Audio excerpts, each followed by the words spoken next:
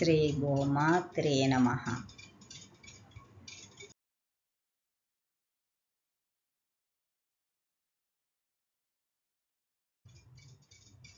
अद्य वासरः पञ्चाङ्गम् आङ्ग्लेयसंवत्सरप्रकारेण मे मासे सोमवासरे 18 दिनाङ्कः 2026 वर्षे सनातनपञ्चाङ्गप्रकारेण श्री पराभवनामसंवत्सरे उत्तरायणे ग्रीष्मऋतु अधिकज्येष्ठमासे शुक्लपक्षे इन्दुवासरे विद्यातिथौ रोहिणी नक्षत्रे अद्य शिवनामस्मरणमुत्तमम्.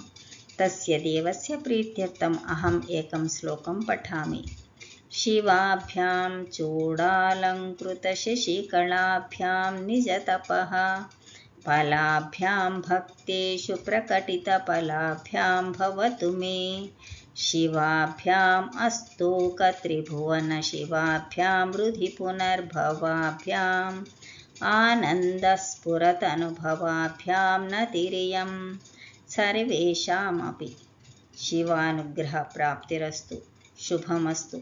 तदास्तु. श्रीरस्तु.